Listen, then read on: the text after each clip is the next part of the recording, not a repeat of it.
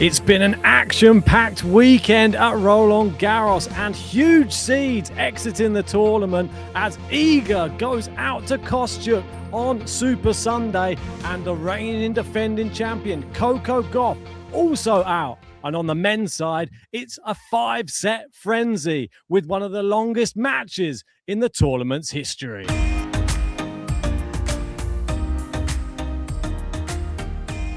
That's right, Ben. What a crazy Roland Garros we are witnessing this year. We have, on the men's side, a tournament in which no Jannik Sinner, no Carlos Alcaraz to win it. We've not seen a winner which not named Sinner or Alcaraz for some time. We've not seen a winner for some time which isn't either the big three or them two as well, I think since Daniil Medvedev. And we're going to get one of them grey squares. I saw a tweet circulating, going around with who's won all of the last few Grand Slams. I think Ben Rothenberg put it out. And it's a crazy time because it's going to be a new Grand Slam champion. That's confirmed after Djokovic went out. In terms of the Cerundolo brothers, one of them's still in it. The other one who is not, and it's the other way we'd expect it to be. J.M. Cerundolo, after beating Jannik Sinner, has just then gone on and beat Landaluce in a historic tennis match, for the longest ever at Roland Garros. And the women, as you said, we've got some big names going out. Coco Gauff, who won it here last year, wasn't able to do it. Iga, she won it 4 times. One of the favourites coming in. She's gone out. So Sabalenka should be over the moon. And things are aligning for her perfect. I mean, even Mboku's out on the women's side as well, something to add. But I would like to start with the men's and the 5-set thrillers because there's been so many great ones. And I'm going to hand the floor to you because you can choose which one you want to go to first. Well, yeah, yesterday, it's not even yesterday. It's just the whole tournament. It just seems to be 5-setter after 5-setter after 5-setter. I've never seen so much drama. And look at this. I mean, when have you ever looked down a day at Roland Garros and seen this many crazy? Look how many tie breaks there are as well. I mean, it's just insanity. Berrettini going through 15-13 in the final set tie break. And that crazy 6-hour one. I mean, all of these ones all had their ebbs and flows. The Berrettini one I watched yesterday, that was particularly interesting. I couldn't call it. I had no idea. I thought at the start, he looks like he's the stronger player. And I thought we were going to see Berrettini do well after the first set. Nope. Then he just suddenly fell away and Comersana came on. Then as soon as he won the 4th, I thought, he's definitely going to win the 5th now. No, it was so up and down again. And you just can't predict any of these matches. I thought Landaluce was going to win as well. I thought at one point. And then Cerundolo comes back again. It's so unpredictable. That's the whole thing with this tournament. Unpredictability is the key word for across the men's side. And I think even the women's as well right now. There's a couple of players who are doing all right, I'd say, in the tournament and making their way through. Zverev's doing very well. He's winning his matches in straight sets. Sabalenka looking pretty solid as well on the women's. But other than that, I think it's a bit of a toss-up, to be honest. I mean, Caboli's won all his matches in straight sets as well. And it's a bit of a free-for-all at the top of the men's draw now. The men's is a free-for-all. It's going to be insane. We're going to have a player in the final we're just not expecting at all before the tournament. Someone really short odds. With Landaluce quickly, what player he is. I'm so impressed with him. I'm really happy with how he's played this tournament. Despite him losing, I'm going to just give a lot of credit to Cerundolo for being able to do it. And this is the other Cerundolo, not the one we was expecting to win, because he lost to Zvajda. And I'll be honest, I mean, he's not that good. I don't understand it. Like going into the tournament before, Zvajda's beaten nobody. And all of a sudden, he's turned up here and just had a performance of his life. So that was crazy. But this match was incredible, the one you got on the screen. Cerundolo, Landaluce, nothing really separating them in the end. I think Landaluce maybe a bit tired, considering he's played the amount of 5-setters leading up into this one. I mean, how much has he played on the court already? Just go to the head-to-head. He had 5 sets in against Koprieva, 5 sets against the Angelo guy. Yeah. And all of them have been gruesome matches. I mean, I watched the Prado Angelo one. It was horrible match. It was so difficult for him. 4.5 hours that was. And that was in the prime heat as well. That's when Casper Ruud was struggling, I think, on that day. So he's been on the court a ridiculous amount of hours. And credit to him. Credit to Cerundolo as well, because after beating Sinner, usually you beat a big name, you go out. That was obviously 5 sets as well, but not so tough, to be fair to him. Sinner was just there in a physical setting. He wasn't actually being able to play and be competitive. And I would say one thing. The way Sinner was, he was still trying in every set. I think tactically he got it wrong, but Cerundolo played expertly well and professional against a player who wasn't physically at it. Because I'm telling you, there would have been other players who would have crumbled and maybe even lost to Jannik Sinner in that same situation, especially if Sinner tactically played it better. Yeah, most definitely. I think it was, a lot of people were calling it one of the worst matchups he could have possibly had, Sinner, on clay, so. because just a real experienced player, not just on the clay, but in the heat. It's just the worst possible scenario playing an Argentinian like Cerundolo. Like either of the Cerundolos would have been a nightmare. But the way that Juan Manuel plays, he's a much more percentage style tennis player as well. So you're going to get a lot of long rallies. Like I know that Francisco's changed his game up a bit more. He hits a lot more through the ball, a lot harder hitting, and he finishes a lot more points for winners. That probably would have benefited Sinner a bit more, to be honest. Juan Manuel just keeps it in play, loops that one up, little short one, little drop shot. Yeah, so it's going to be super interesting to see how he gets on in his next match. Berrettini playing next. Both have just come off the back of 5-set matches. Berrettini snuck his way through somehow against Comasano, who another player who needs a big shout out. Played fantastically this tournament. Really good player. Doesn't get the respect he deserves. I think hopefully now his name's on the map a bit more after beating Dardali and going all that distance with Berrettini.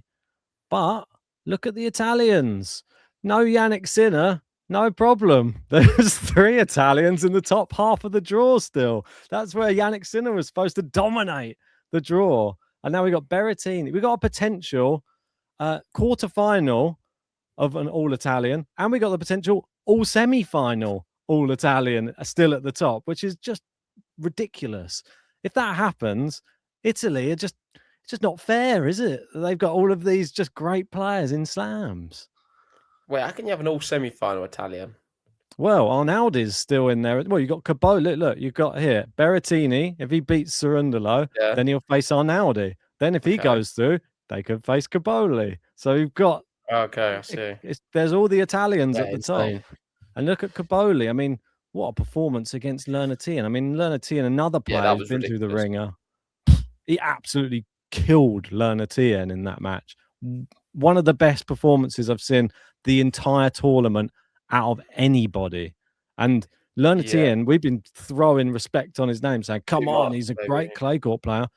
He didn't even deserve to be on the court with Caboli. He absolutely crucified him on the court. It was one of the best performances I've seen Caboli ever do.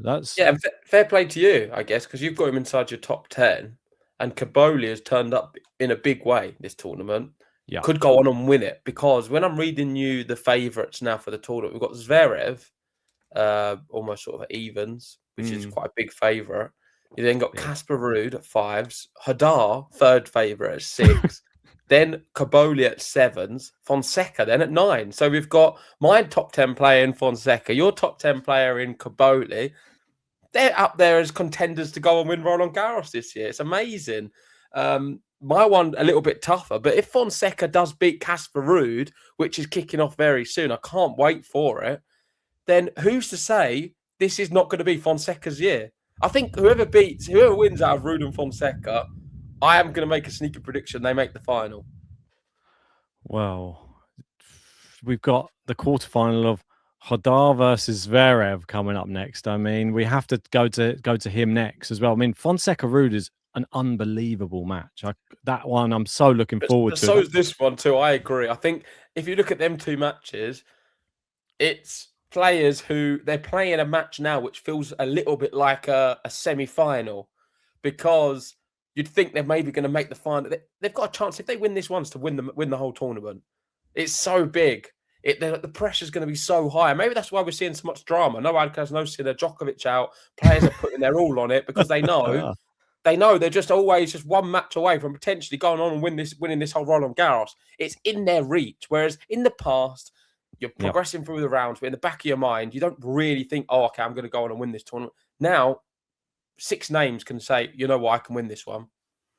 I mean, and we've got to speak about Rafa. Like hearing the chants of Rafa around the court again earlier today. I was despondent when I saw Carreño Busta turning up on the court, playing some great tennis and taking the first 2 sets. I was just praying inside. I was like, come on, Jodar, just do something at the start of this, at the start of the third. And he did. He just got that break, managed to really just fire past Busta. The errors started coming out a little bit. And then he went for I don't know if it was a tactical medical timeout, but he did have a medical timeout. I think he was trying to disrupt the Jodar momentum in between the sets. I can't remember which one it was, but he felt it slipping away for sure.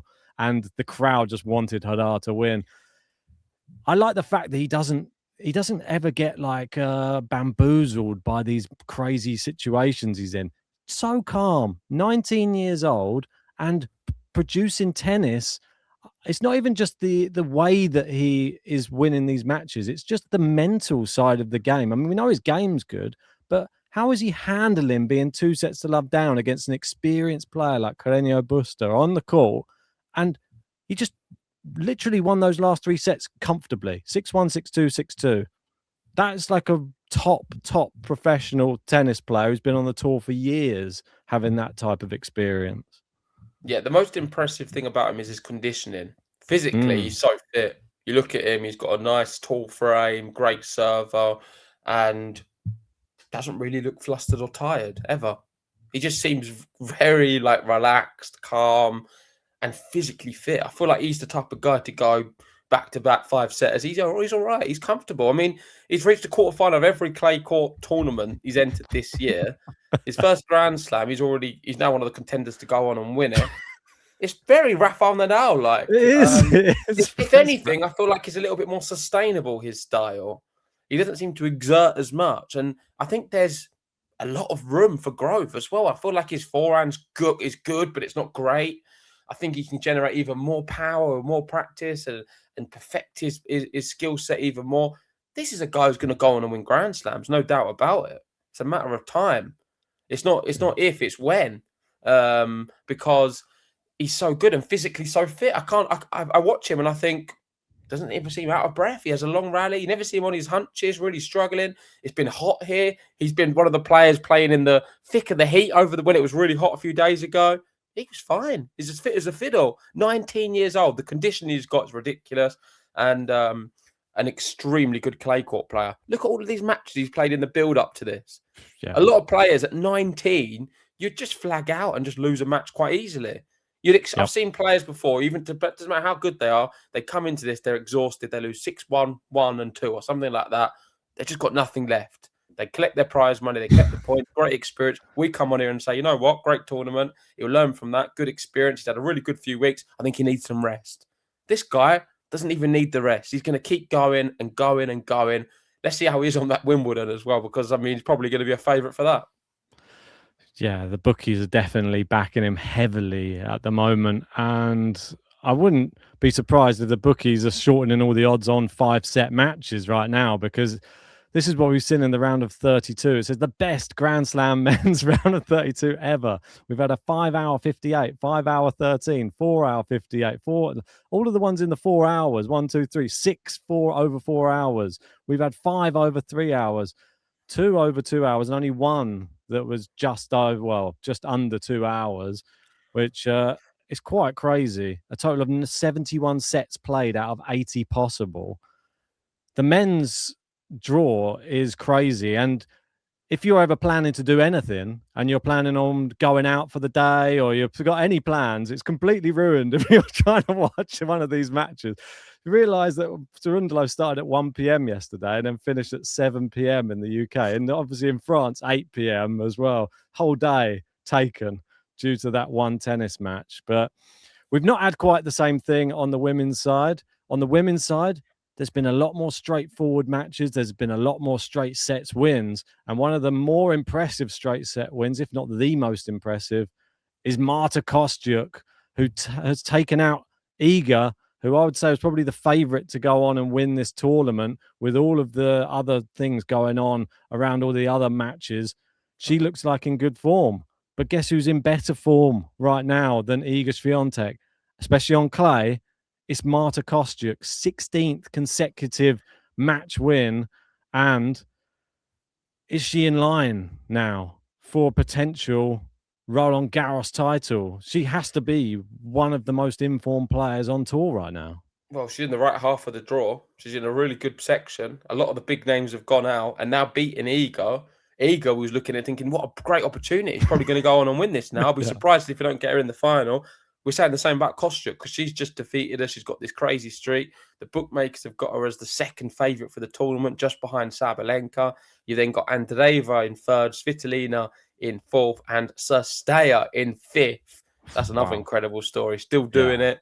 Thought she's going to be retiring, and she's here. I did send you a really good one about her, but we'll go. Let's save that for a sec. Oh, we can do it now. Go on. So Sestaya was 19 years old the last time she reached a Roland Garros quarterfinal. 36 today, and she's back in the quarterfinals. 2009 to 2026, and she's found that form and playing some of the best tennis of her career. Look at the body of work she did before coming to this tournament. She was incredibly good, and it seems like form, for once, has carried on into this tournament. There's been many times we see the tournaments before Roland Garros or a big slam, and it doesn't really carry over into the big one. This certainly has not been one of them, and we're seeing form be very important. So I'd expect you to do very well on the women's bracket because you usually base all of your draws off form, apart from this year. Yeah, one of those. Before we came in, though, we were speaking about who was playing well coming into the tournament. Solana Castella was one of those players. She has been an informed player. Now. And her last, it's saying it's going to be her last. This is going to be her last year on tour. I think she's talking about. And she was just hoping that she could produce some good tennis this year. She definitely has been one of the best I've ever seen. See her last round. Do you know that girl who bageled Raducanu? Oh, guess what? She got double bageled by Sorana Castella. So there you go. That's the level she's bringing to this right now. And the two more informed players who are coming into this, who we mentioned in the draw preview, the ones to watch out for, the Rome champion as well as the Madrid champion. They're up against each other. A Ukrainian, one will survive and one will go through to the semi-finals, which is huge for Ukraine as well. Yep. This is so. I mean, it's great for Ukraine. One of them, I'm not sure who at the moment because this one is so hard to pick. I'll go Kostyuk. Slight favorite. I think she's got to be. I think she's just so good right now. I wonder, how does the bookmakers have it? I'd have a Kostyuk as the bigger favourite, 1.5 for me. I'll have a quick look. I'll bring it up, and it is 1.73 Kostyuk. So, yeah, it's fairly close. But what an amazing performance from her. And like it says here, with Iga's loss to Kostyuk, there will be a new Roland Garros champion for both the men and the women this year. So it's guaranteed now. There is a new slam champion on both sides.